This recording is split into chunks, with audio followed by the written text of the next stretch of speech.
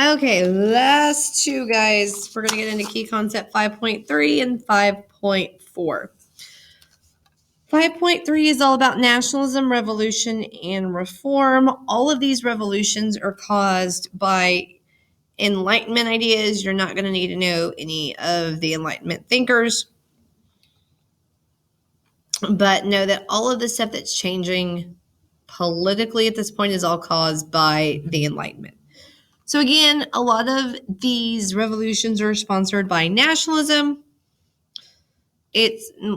I mentioned previously, nationalism can be used for state building. It can be used to push for independence, but it's basically you're seeing beyond your own little village and you see commonalities between yourself and people around you.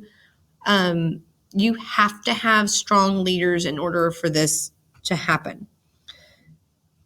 Again, Egypt and Greece getting their independence from the Ottomans. People are using nationalism as a push to go push for imperialism, and like there's different ways that you can use nationalism. Just remember Merca when you think about nationalism. Okay, as far as the big revolutions at this point, obviously there's the American Revolution. You have the French Revolution. Both of these are similar in the fact that they're trying to create nation states. They're trying to overthrow what they see as very ineffective rulers. You have the Haitian Revolution, which pretty much is going to inspire all of the revolutions in Latin America, which ultimately happened because of Napoleon, and I'll talk some more about that in a little bit. Revolutions weren't the only force for change during this time period. You do have other movements that pushed against authority. Like I said, remember the Haitian Revolution is a slave revolt. You have the Sepoy Rebellion in India, where the Sepoys tried to get rid of the British, which ultimately causes greater British interference in the region. You have the Boxer Rebellion, where the Boxers, or the Righteous and Harmonious Fists, backed by the Manchu government, try to get rid of all foreigners. You have different religious pushes. Like I mentioned, the Taiping Rebellion. You have the cattle killing in Africa.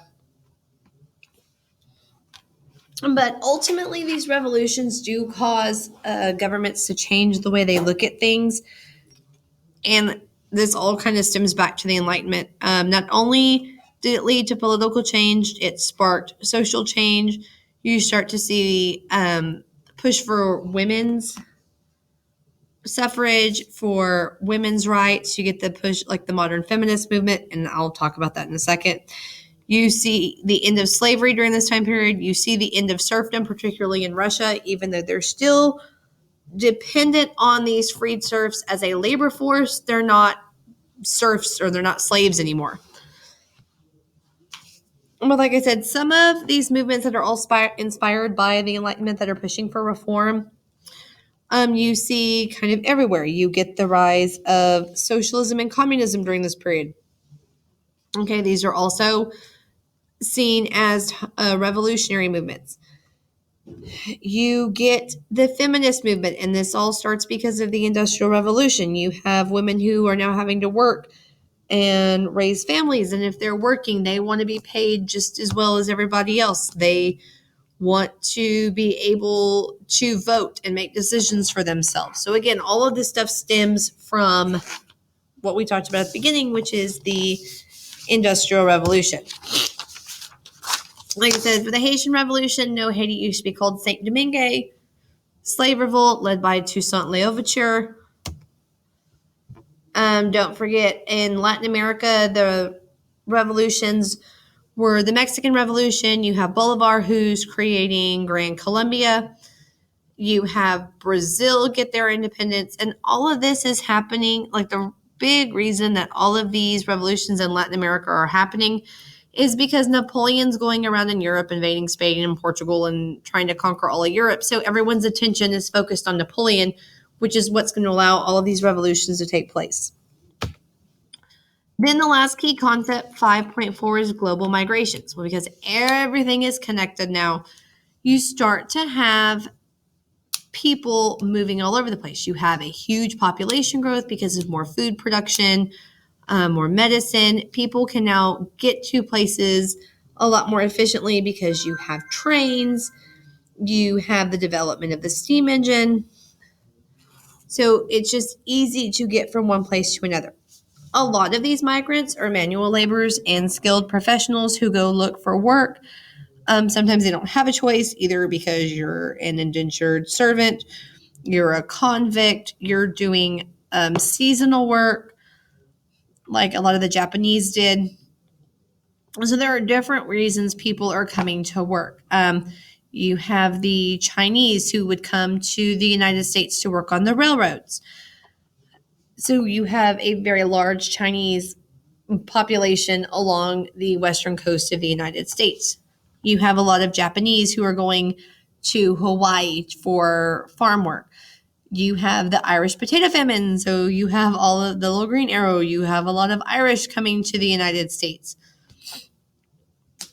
Most of your migrants tended to still be male, but whenever they migrated, they set up what were called ethnic enclaves. So this is in a city like where everybody from the same region would kind of settle together. They kind of group themselves to get together. They would also transplant their culture with them. You have places like Little Italy and Chinatown, and every big city has these ethnic enclaves because it's familiar to them. You're in a new country, so you want to be surrounded by people who are very similar to you. You also start to get anti-immigration policies. Governments particularly don't like migrants because they're taking jobs away from natives, so they try to find ways to limit and regulate the number of immigrants that come into countries. Like in the United States, you get the Chinese Exclusion Act, so we're not going to allow Chinese to come in anymore. You get the White Australia policy, where we're just going to allow British citizens to come and settle Australia. Because at one point you did have a lot of Chinese that were migrating for labor purposes. So, like I said, governments at this point are very, very restrictive of migrants. So hopefully this helps make this unit make more sense. Make sure you go back and look over your notes. Go rewatch some John Green if you're still not sure. Go to Freemanpedia, where these wonderful key concept charts are from. Go refresh yourself with stuff, and good luck on your test on Thursday.